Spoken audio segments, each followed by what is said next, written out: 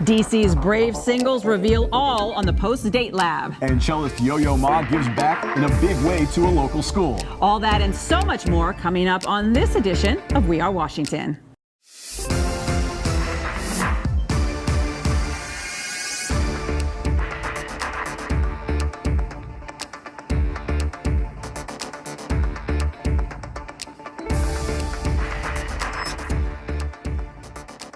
Welcome to We Are Washington.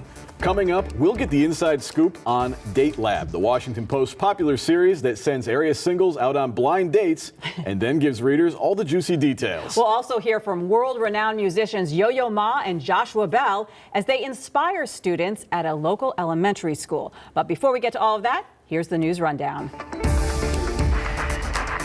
Mayor Muriel Bowser joined students at DC Bilingual Public Charter School to kick off Education Week. The event focused on the mayor's plans to accelerate the pace of school reform in D.C. Among the highlights, a 2.2% annual increase to the public charter school facilities allotment and a walkability preference for the D.C. school lottery system. We have committed to doing this work because we believe in equity and we believe in fairness, and those are the key contributors to a just system. These are our values. They are DC values. The mayor also reported that DC has seen dramatic improvements in education outcomes and last year had its highest ever graduation rate. As part of DC Education Week, Mayor Bowser celebrated the first day of school for DCPS Chancellor Antoine Wilson. On his first official day on the job, the Chancellor congratulated the DCPS Teacher of the Year, Jan Chappelts, who teaches science at Alice Deal Middle School. It was awesome to see our students so excited to see her recognized and then affirming the decision. And so it's always tremendous because we know that if we're going to reach the outcomes that we have for our students, it's going to take us as a system supporting our teachers. It's a passion for what I do and for trying to make science come alive for them so that they might be our next new great scientist. Chancellor Wilson received a warm welcome at Sousa Middle School with a special performance by their dance team. The Chancellor, along with Deputy Mayor for Education Jennifer Niles, made a special visit to the middle school to hear directly from the students and the teachers. Mayor Muriel Bowser joined Congresswoman Eleanor Holmes Norton on Capitol Hill defending the Death with Dignity Act. The district law that makes it legal to provide medical aid in dying was under review by Congress. Bowser and Norton said Congress should respect the will of the residents of the District of Columbia who voted for the law. After having exhaustive hearings with, and you will hear about the number of experts, the council voted 11-2 in favor of the bill. As far as I am concerned, as far as this body is concerned, that should be the end of it. Young musicians at Bunker Hill Elementary School had the opportunity of a lifetime when world-renowned musicians Yo-Yo Ma and Joshua Bell joined them for orchestra practice and a performance. The special visit was part of the Kennedy Center's Turnaround Arts program, which provides arts education to schools in need. Both classical music superstars seemed to enjoy the visit as much as the students did.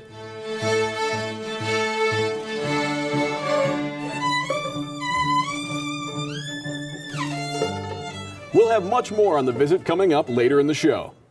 Mayor Muriel Bowser hosted a roundtable discussion with student journalists from the D.C. area.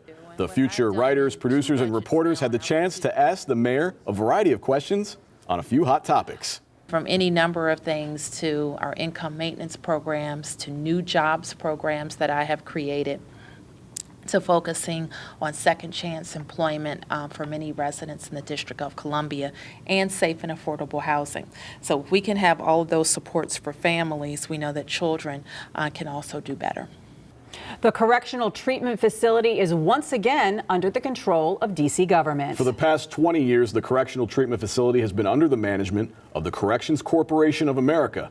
Mayor Bowser, along with interim D.C. Department of Corrections Director Quincy Booth, spoke about the importance of the transition and recognized 30 recruits who were sworn in as correctional officers. Mayor Bowser said the transition to D.C. government control symbolizes how far the city has come.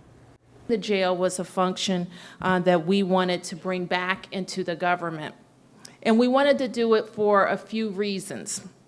The chief among them being, we need the ability to serve more of our residents with mental health services and reentry services that we know they don't get in the federal system, and we need the ability to have more people have access to that type of service. Colorful dragons, firecrackers, and lots of music and dancing, all part of the fun at the 2017 Chinese New Year Parade. The weather cooperated for the annual parade in Chinatown, which ushered in the Year of the Rooster. The Chinese New Year or Spring Festival is the most important holiday in China. For high school athletes, the road to becoming a competitor at the collegiate level can be long and uncertain, to say the least. To gain some insight into the college recruiting process, DKN Sports has teamed with the District of Columbia State Athletic Association for the 2017 National Signing Day Special. This DKN Sports Special offers a platform for student athletes to highlight the hard work, but also offer advice and guidance to the next generation. Standout football recruits from local high schools share their stories of preparation, persistence, and how they finally arrived at the big decision, what program they would attend. All of the other younger student athletes that are out there, how do they get to the point that you are today? Hard work. You have to work hard in order to be good at your craft, and you have to, be persistent in working hard. So I'll tell you what stood out to me about this special is that it's not just a signing day special. It's not just something where the student athletes that they're talking to are going to say, I'm going to school X or school Y. This is important because you're learning about the process, and the recruiting process for collegiate sports has become really, really visible, really important. So I think it's good that you get that insight. Yeah, it can be complicated. It can be a little, I'm sure daunting for these young athletes, maybe not knowing what to expect, but such a great opportunity. And I know such an emotional time for these players and their families and the coaches that have put in such hard work, and this is the day where it really makes everything feel worth it. It's really from start to finish, and I think that talking to the student athletes who were from a variety of schools around DC, so we have a lot of good local high school athletes here, which was amazing. It was interesting to listen to. I learned a lot myself because I have to be honest, nobody. You weren't a star. Nobody recruits. Running back out of high school. No. They actually don't recruit college basketball managers. No. So I didn't get a chance to go through that process myself. So there needs to be more scholarships out there for managers, but a great day and a great special. Fun to watch. It was so fun many to watch. great athletes in the city. It was. But coming up, we'll find out why district singles are willing to put their dating skills to the test for the Washington Post. Don't go away.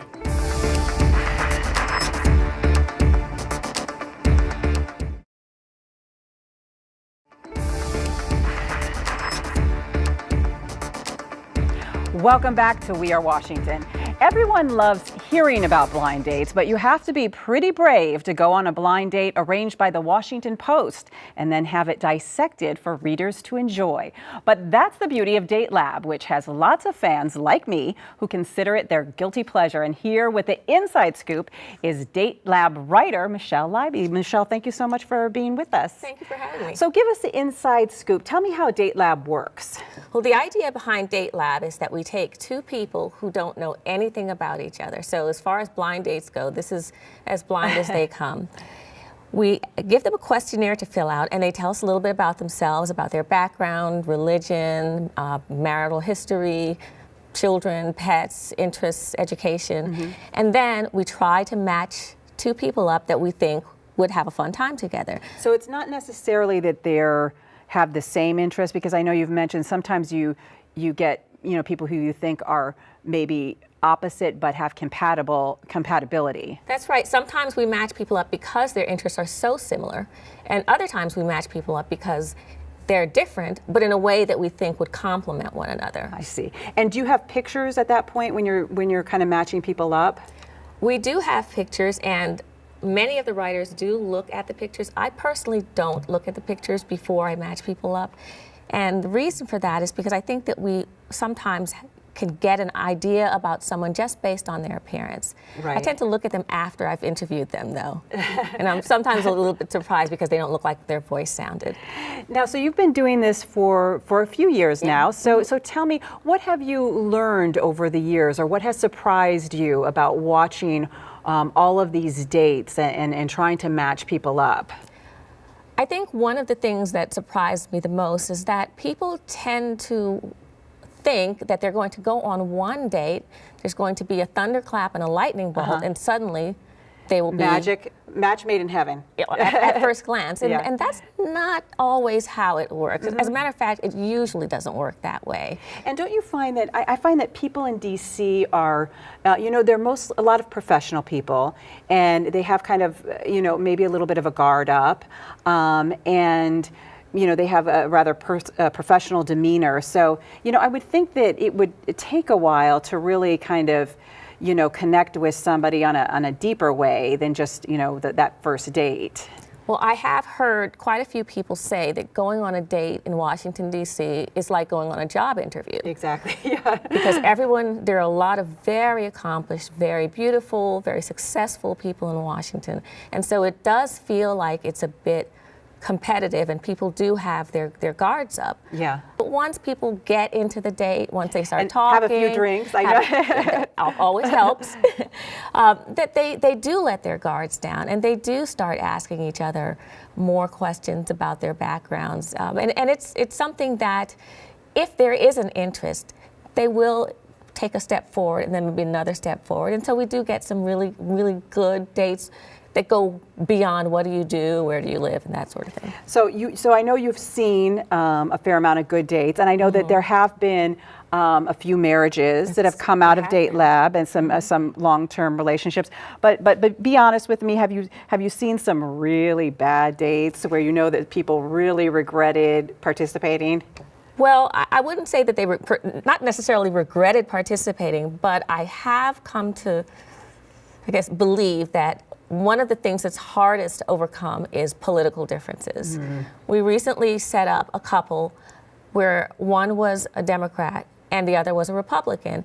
And unfortunately, we didn't ask that question on the questionnaire. I would think that would be, in DC, that would be one of the first questions you'd ask. But it wasn't there. And so the night of the date, and this was right before election day, and so right after they came from the date, I talked to them. And they were not an ideal match. Right. Did they both say that was something they thought they just couldn't, that was kind of a deal breaker? Did they both kind of single that out as something that was difficult? I think that the Republican was more open to dating the Democrat, but the Democrat really was not interested. Okay. I think that's probably because in DC they would, as a Republican, you probably have to be, right. Just because of the demographics of it. Exactly. And one thing that's really surprised me, and I love the Date Lab series, I think it's really fascinating, but I'm always surprised at how often on paper the people look so compatible, and then you hear about the date, and the date has even gone really well, and they had great conversation, and they even say that the other person was very attractive, but yet something just wasn't there to make them want to take that next step. Does it make you kind of feel like, that there is something kind of intangible that you really can't predict for, that's kind of, something just happens between two people? Absolutely. I think that I personally have seen applications where I thought, wow, these people are really perfect together. This is going to be a great date. Every time I say that, it doesn't work out. And I think that this idea of that intangible, that spark, is something that, again, it's not something that you can predict. It's not something that you can even really describe. Right. You ask someone to describe what that thing is, what's that spark? And it's very difficult to put it into words what it is. But if it's there, it's there. It's there, yeah. And if it's not there, it's a little disappointing that sometimes people don't give it time to maybe develop naturally. Right. Yeah. Well, when I read it, I always have so much respect for the people who put themselves out there. And I know that you are not single, but from your experiences working on Date Lab, if you were single, do you think this is something you would be open to trying? I think it takes a brave soul to bear your private life, your romantic life to the world, hundreds of thousands of readers. But it is something that's it's So like that's a lot no. of fun. No. I would do it. I would do it. I think I'm one of those people who would be a little bit more guarded initially. Right. But yeah, I think I would do it because the restaurants are great. Yeah. And wait a minute, that's key. So the Post picks up the bill for the meal. What's not to like? Okay, so there you get if nothing else, you get a great meal out of it. That's right. Okay. And you meet a new person. Michelle Leiby, thanks so much for coming in and telling us all about Date Lab. We really appreciate it. My pleasure. Thank you. And if any of you brave singles out there would like to be a part of Date Lab, you can apply on the Post website at washingtonpost.com. Stay with us, and much more of We Are Washington when we return.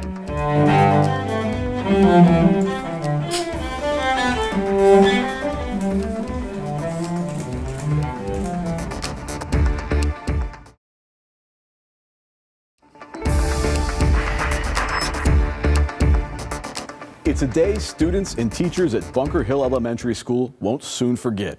World-class musicians, cellist Yo-Yo Ma and violinist Joshua Bell spent the day at their school, practicing with the orchestra and performing alongside the young musicians, all a part of an inspiring program aimed at helping struggling schools called Turnaround Arts.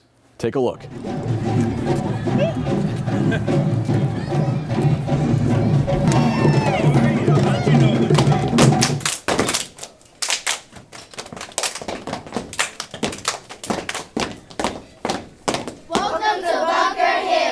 Practice this at home? Yes. That's very good.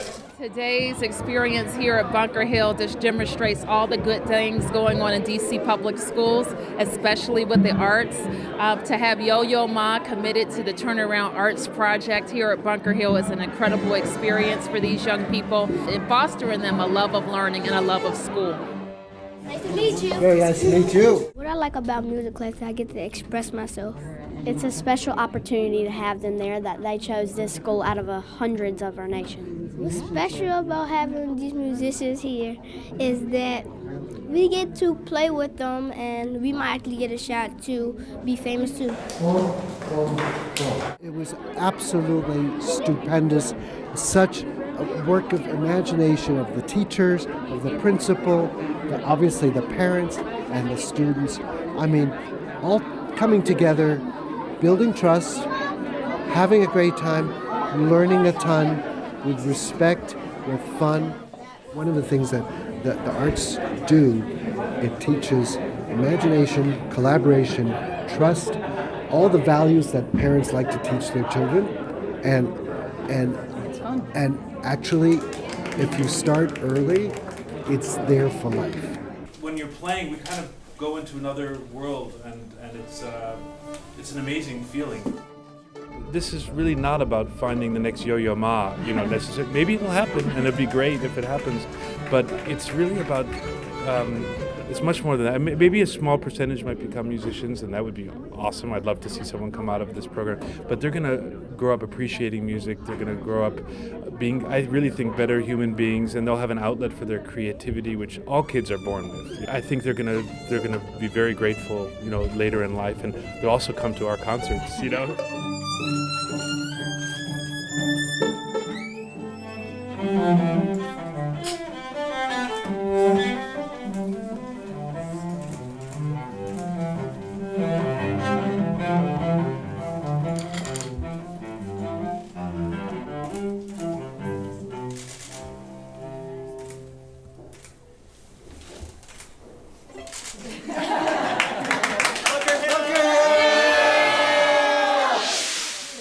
Matt, I have to say it was really a privilege to be in that classroom watching Yo-Yo Ma and Joshua Bell play, but also watching the students watch them and how they reacted. You could tell that they were just they were fully in. I mean, they were really engaged in everything, and I know that they were really inspired. You think they might have inspired a couple of students to maybe pick up a violin or future cellist maybe in the crowd? Did you feel that? I definitely think there was a lot of potential in that room, and I know you play instruments. I was going to say, I'm not a musician, but I play guitar. I play an instrument, but that's what made me think when I was watching that these kids are performing with these world-renowned world-renowned musicians, I would be scared. I would feel a little intimidated to do that, right? So I give them all the credit for being able to, or wanting to take part and having join the confidence, in, and exactly. having the confidence, exactly. So, all right, but that's all the time that we have for today. But wait, we do have time for one last thing. So, Cecily, what do we have today? Well, I had such a fun time seeing those musicians that I went back and I was reading a little bit about both Yo-Yo Ma and Joshua Bell. They were both child prodigies, just like you. They started very early. They started on their instruments very early. Joshua Bell actually, before he was playing violin, when he was around 2 or 3, he was putting rubber bands across drawers and playing those. Like and making strings? Like strings and listening to the sound. So I think it was pretty obvious to his parents that, I gotta give him an instrument. There might be something here. So they put a little tiny violin in his hands and the rest is history. It's like one of those cues that you have to pick up on. It's like, I think it's time to actually buy him You think he needs a violin? a stringed instrument, right. Well, that is all the time we have for today. So thanks so much for joining us. See you next time.